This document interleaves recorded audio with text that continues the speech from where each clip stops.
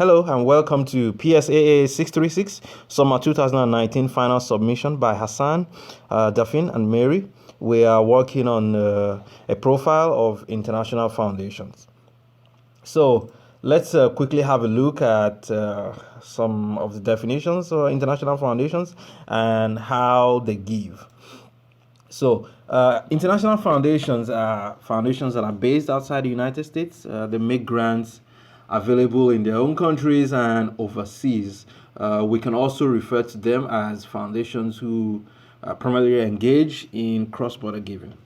So there is something unique about giving trends for international foundations. We will give an example of an increased giving after the Ebola international disaster, which started in West Africa, seeing a 260% increase in giving, 80% of which was response to the Ebola crisis. So let's look at facts about international foundations. The Foundation Center, which was established in 1956, provided most of the information we're sharing in this presentation. It's a very comprehensive database of global grant makers, grants, and all the knowledge that we need. So let's look at how much dollars they've given to organizations. So international foundations, they've significantly increased their giving.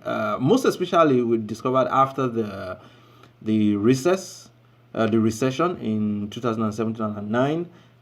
There was a significant increase in giving. Here in these graphs, we can see that there was from 2011 there was 103 million US dollars given, and at 2015 314.5 million US dollars have been given by community foundations. Now comparing that to what we have on the international giving, which is on figure 2, there had been 29% increase from 2011 to 2015, with 2015 giving reaching up to 9.3 billion US dollars.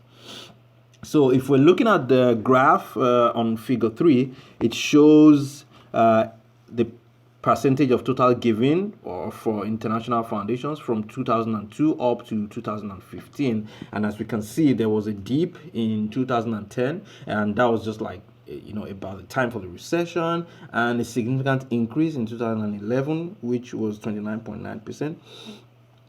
And basically, the number of international grants as a percentage of total grants is shown with the green bar here. Looking more in depth at the causes and focus areas for international foundations and giving trends, specifically thinking of the geographic focus areas, there have been 3 major top funded regions through 2015 that have been identified with a study that was done, with Sub-Saharan Africa being the top funded region through 2015 with 25% of all international giving for that area, totaling $9 billion from 2011 to 2015. Asian Pacific came in as the second most funded region with 19% of all that international giving, $6.6 billion in that focus area. And then Latin America and Mexico as the third most funded region with 8% of all international giving and $2.7 billion. What's also really interesting to note about international giving is that 53% of all of those dollars are going for programs that are addressing global issues that span across borders of countries. Then looking at the causes for international foundations, typically those causes are related to human health, educational, and social programs, with in 2015, human health being the top funded subject area, and grants focusing on human health issues as 53% of all international grant making, and $18.6 billion going towards health issues. Then with international causes, those came in as the second most funded cause, with 10.9% of all international grant dollars and $3.9 billion through 2015 going towards environmental causes. Looking at a prime example of the World Wildlife Fund to really focus on what environmental causes are being looked at. They have 6 major conservation goals as part of their program: climate, food, forests, freshwater, oceans, wildlife conservation.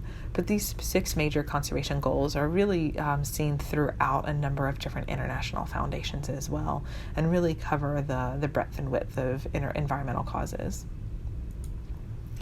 And then last but not least, international foundations have really focused on development causes, focusing on development and relief aid, human health, and educational programs for developed and developing countries as well.